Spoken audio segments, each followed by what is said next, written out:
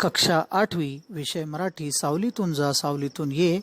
इस सबक को समझने के लिए मेरे चैनल को सब्सक्राइब, लाइक और शेयर जरूर करें। एका गावात एक खूप श्रीमंत माणूस राहत होता।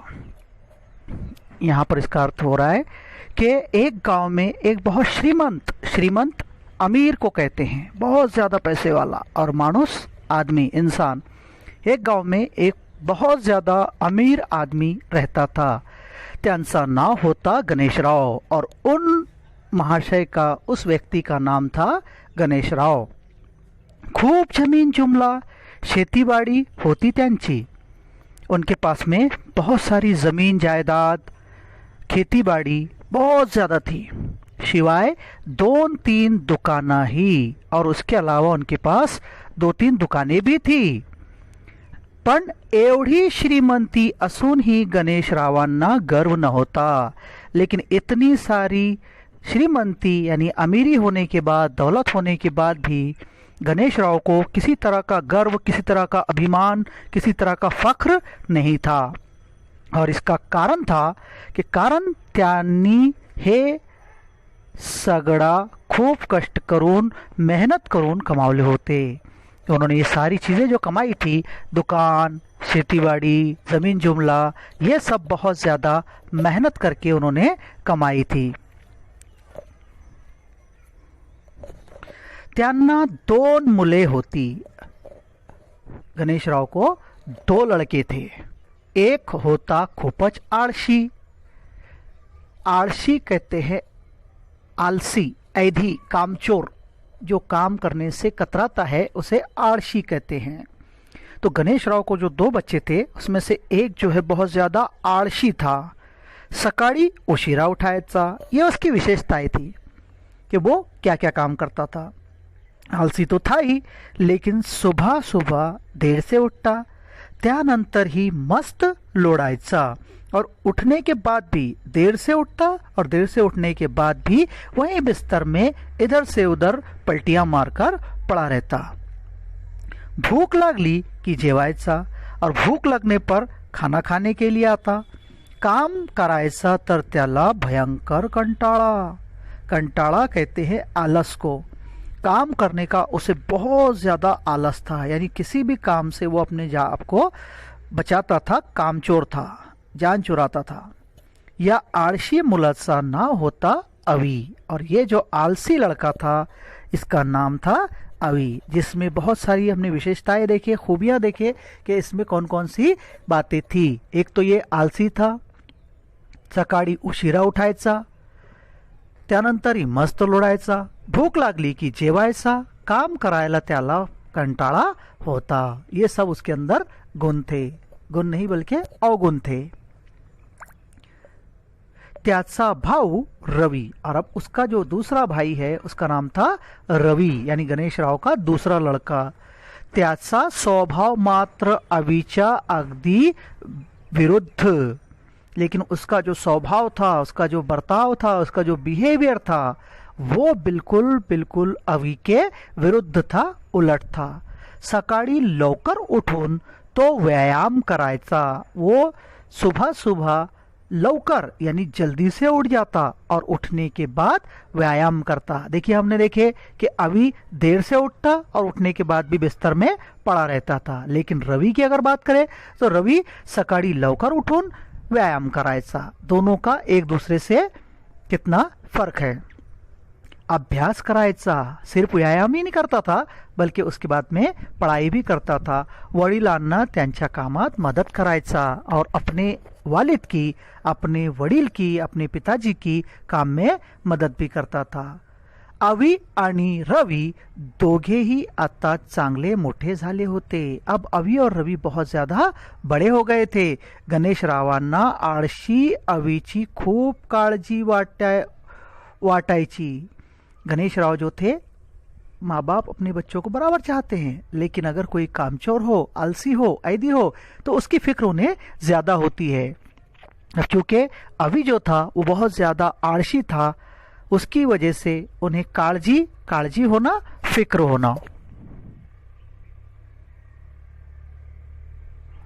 काळजी होना, फिक्र होना। यानी यहाँ पर अवी की जो है तो उनको बहुत ज़्यादा फिक्र सताती थी। आता त्यांचा वय झाला होता, वय हो जाना, उम्र हो जाना। अब जो है तो धीरे धीरे उनकी उम्र भी होती चली जा रही थी। शेवटी खूप विचार करून त्यांनी दोन्ही मुलांना जवळ बोलावले। उन्होंने बहुत ज़्यादा विचार करने के बाद दोनों बच्चों को अपने करीब बुलाया, और करीब बुलाने के बाद क्या करते देखिए, अवी रवी, अरे बरेच दिवसापासून विचार करतोय, आता माझा वय झालाय। यानी अवी रवी, बहुत दिनों से मैं विचार कर रहा हूँ, मुझे सोच रहा हूँ कि मेरी जो है तो अब उम्र हो गई है, जरा यात्रा करून यावी म्हणतो। यानी मैं जरा थोड़ा सा यात्रा करके, सफर करके आता हूँ। ठीक आहे बाबा, पण इथला सगळा कारभार कोण सांभाळणार? रवि विचारला। रवि जो कि बहुत ज्यादा चालाक था, होशियार था, उसने अपने पिताजी से पूछा कि भाई आप तो चले जाएंगे, लेकिन यहाँ का कारोबार कौन संभालेगा? गणेशराव म्हणाले, जमीन दुकान सगळा तुम्हा दोघांमध्ये सारखा वाटून टाकणार आहे, यानी जमीन जायदाद जो भी है मैं उनको तुम दोनों के अंदर सारखा यानी बराबर बराबर बांट दूंगा, और बांटने के बाद आप लोगों को दे दूंगा। दोघांनी आपल्या वाट्याला आलेली संपत्ति सांभाळायची, वाढायची, और जिसके हिस्से पर जो चीज आएगी वो उसे अच्छी तरह से संभाले और उसको वाढ़वायची यानी बढ़ाए। जो संपत्ति मैं आपको दूंगा, दुकान, जमीन, जायदाद, वो सब आप लोगों में बराबर बराबर बटेगी, लेकिन आपको उसे संभालना है और बढ़ाना है। बाबा तुम्ही परत कधी येणार? अवीने विचारला। अवी जो था उसने पिताजी से सवाल किया कि आप वापस कब आएंगे? वर्षभर तरी फिरायचा माझा विचार आहे। वर्षभर यानी पूरा पूरा 1 साल मेरा घूम फिरने का विचार है, ख्याल है। गणेशराव म्हणाले। गणेशरावांनी हळूहळू आपली यात्रेला जाण्याची तयारी सुरू केली। आपल्या संपत्तीचे 2 सारखे भाग करून त्यांनी अवी आणि रविला दिले। जाने की तैयारी करने के साथ साथ उन्होंने अपनी संपत्ति की, अपनी दौलत की, अपनी जायदाद की बराबर बराबर भाग कर दिए, बंटवारा कर दिया और जाने की तैयारी शुरू कर दी। जाण्यापूर्वी एक दिवस त्यांनी दोघांनाही जवळ बोलावले, यानी जाने से पहले गणेशराव ने अपने दोनों बच्चों को अपने पास बुलाया। अवी, रवि, और क्या कहते देखिए, अवी, रवि, उद्या मी निघणार, यानी सुबह जो है तो मैं चला जाऊंगा। उद्या सुबह कब? जाण्यापूर्वी तुमच्याशी थोडा बोलायचा आहे। आपली शेती, माती, दुकानं नीट सांभाळा। त्यातला मी सांगतो त्या 3 गोष्टी नेहमी करा। त्याकरता मी सांगतो त्या 3 गोष्टी नेहमी लक्षात ठेवा। उन्होंने जाने से पहले बच्चों को कहा कि अपनी दुकान, जमीन, जायदाद, खेतीबाड़ी सबको अच्छे से संभालो, और इस सब को करने के लिए मैं जो 3 बातें बता रहा हूँ वो 3 बातों को आपको ध्यान से सुनना है और इस पर अमल करना है। कोणत्या हो बाबा? रवि ने विचारला। रवि ने पूछा कि वो कौन सी 3 बातें हैं? गणेशराव म्हणाले। अब देखिए गणेशराव उनको 3 बातें बता रहे हैं, ध्यान से सुनना है। 3 बातें क्या क्या नसीहत कर रहे हैं वो, 3 कौन कौन सी नसीहत है? पहिली गोष्ट यानी पहिली नसीहत दे रहे वो, रोज सावलीतून कामाला जा आणि सावलीतूनच घरी या। पहली बात उन्होंने कहा कि रोज सावलीतून जा, सावलीतून कामाला जा आणि सावलीतूनच या, यानी रोज सुबह अपने काम पर छाव में जाओ, छाया में जाओ, और छाया के अंदर ही घर पर वापस आओ। छावली के अंदर साया जो होता है, छाव जो होती है, छाव में जाओ और छाव में आओ। देखिए बड़े जो लोग होते हैं उनकी बातें बहुत काम की होती है, बहुत महत्वपूर्ण होती है, लेकिन उसका अर्थ समझना भी हमारे लिए जरूरी है। दूसरी बात, दूसरी गोष्ट, रोज गोड़ खा, यानी रोज रोज मीठे मीठा खाओ। आणि तिसरी गोष्ट, आजूबाजूच्या प्रत्येक गावात एक एक घर बांधा। और आजू बाजू यानी हमारे अतराफ में जितने गांव हैं सभी गांव में एक एक घर बनाओ। या ते 3 गोष्टीचा पालन तुम्ही केला तर तुम्ही सुखाने राहाल। देखिए गणेश राव ने जो तीनों बातें बताए, अगर उसका सीधी सीधी बात हम ले, छाँव में से जाना और छाँव में से आना, मीठा मीठा खाना और हर गांव में एक घर बनाना, ये तीनों बातों के पीछे एक रहस्य छुपा हुआ था, एक बहुत बड़ा मकसद छुपा हुआ था। अगर इसको हम समझे तो जिंदगी कामयाब हो जाएगी। गणेशराव यात्रेला निघून गेले। इकडे अवीला वाटले बाबांनी सांगितलेल्या 3 गोष्टी तर अगदी सोप्या आहे। अवी को लगा कि बाबा ने जो 3 बातें बोले वो तो बहुत आसान है, सीधे सीधे काम है। कामाला सावलीतून जा, वो सावलीतून ये, असा बाबांनी सांगितला। यानी बाबा ने पहली बात क्या कही कि सावलीतून जा और सावलीतून या, यानी छाव में जाओ और छाव में से आओ। अब इसके लिए क्या करेंगे, तो अभी का दिमाग जो है आलसी तो था ही। देखिए किस तरह से उसका दिमाग चलता है और क्या काम करता है। चला घरापासून दुकानापर्यंत शेतापर्यंत मंडपच घालून घेऊया। अब अभी जो है आलसी तो था ही, दिमाग चलाने की बजाय उसने सावलीतून जा सावलीतून या, इस बात का अर्थ ऐसे निकाला कि अब्बू पिताजी ने जो है, वडील ने जो है मुझे ये कहा कि सावलीतून जा सावलीतून या, इसके लिए मैं घर से दुकान तक और दुकान से खेत तक पूरा मंडप डाल देता हूँ, जिससे छाव हो जाएगी। छाव में जाना और छाव से आना। त्याप्रमाणे त्यांनी मंडप घालून घेतला और इस हिसाब से उसने मंडप डाल दिया, पेंडॉल लगा दिया। वडिलांनी सांगितले याप्रमाणे रोज पकवानांचा जेवण सुरू केला। और वडील ने कहा था कि रोज गोड खाओ, तो इसने रोज रोज अच्छे अच्छे पकवान पकाकर खाना शुरू कर दिया।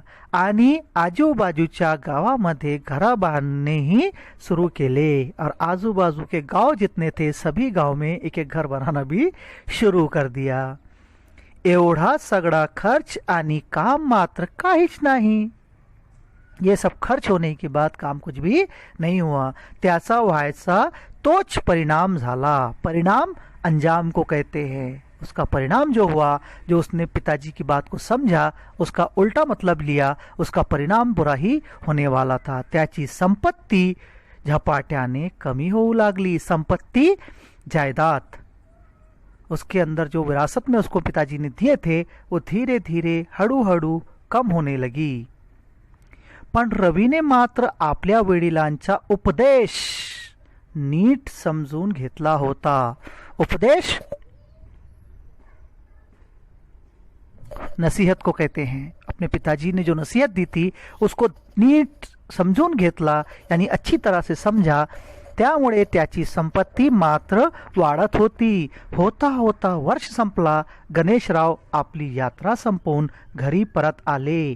अवी रवी धावतच त्यांना भेटायला आले। गणेशरावाने अवीला विचारले, काय रे, कसंच काय चालू आहे? सबसे पहले अवी से पूछा उन्होंने कि कैसा चल रहा है आपका। अवी चिड़ून म्हणाला। अभी जो है तो चिढ़कर कहने लगा। क्यों? क्योंकि उसकी संपत्ति खत्म हो गई थी। चिढ़कर क्या कहता है, वाह बाबा, छान उपदेश केलात, बहुत अच्छी नसीहत की आपने, बहुत अच्छा उपदेश किया आपने। तुमच्या उपदेशाप्रमाणे मी वागलो, काय परिणाम झाला, मी कंगाल झालो। मैंने आपके उपदेश को पूरी तरह से फॉलो किया, पूरी तरह से उसका पालन किया, तो मैं जो है तो पूरी तरह से कंगाल हो गया। रवि, तुझा काय चालू आहे? गणेशरावांनी विचारला। जब अभी ने कहा कि मैं कंगाल हो गया, तो फिर गणेशराव ने फिर जो है तो रवि से पूछा कि रवि तुम्हारा क्या हाल है? बाबा, मी ही तुमचा उपदेश पाळला, यानी मैंने भी आपके उपदेश को पूरी तरह से अमल किया उस पर। सावलीतून जा, सावलीतून कामाला गेलो आणि सावलीतून आलो, म्हणजे सकाळी लवकर उन्हा व्हायचा आत कामाला गेलो। सावलीतून जा आणि ऊन उतरल्यावर परत आलो। गणेशराव के सावलीतून जा सावलीतून या इस वाक्य का मतलब ये था कि सुबह सूरज निकलने से पहले अपने काम पर चले जाओ और शाम में सूरज ढलने के बाद ही काम से वापस आना। सूरज की जो धूप है वो आप पर नहीं पड़ेगी, इसलिए आपको छाव में से जाना और छाव में से आना हो जाएगा। और ये चीज को रवि ने अच्छी तरह से समझा। दिवसभर कष्ट केल्यामुळे रोजची भाजी भाकरी ही मला पकवानासारखी गोड लागत असे आणि सगळ्यांशी प्रेमाने वागल्यामुळे अडचणीच्या वेळी मदत केल्यामुळे आजूबाजूच्या सर्व गावांमधले बरेच लोक माझे मित्र झाले आहे। रवि ने कहा कि अब दिन भर काम करने के बाद, कष्ट करने के बाद, मेहनत करने के बाद जो भी भाजी रोटी होती वो मुझे बहुत मीठी लगती, गोड़ लगती। और साथ साथ मैंने सभी से मीठा मीठा बोलकर, फिर प्रेम से बोलकर, प्रेम से वागणूक करके और उनकी अड़चन के वक्त में उनकी मदद करके सभी लोगों को अपना दोस्त बना लिया है। आजू बाजू के जितने गांव हैं सारे लोग जो है तो अब मेरे मित्र हो गए हैं, यानी उनके घर मेरे घर हो गए हैं। त्यांच्या घरी मी हक्काने जाऊ शकतो और अब उनके घर पे मैं हक से जा सकता हूँ। त्यांचं घर म्हणजे माझाच घर झाला आहे, म्हणजेच प्रत्येक गावात माझा घर आहे और अब जो है तो हर गाव में मेरा एक घर हो गया है। त्यामुळे माझा धंदा चांगला वाढत आहे और इसकी वजह से मेरा धंधा जो है, मेरा बिजनेस जो है, मेरा काम जो है बहुत अच्छा चल रहा है। गणेशराव अविला म्हणाले, बघ माझ्या उपदेशाचा खरा अर्थ रवीने समजून घेतला आहे।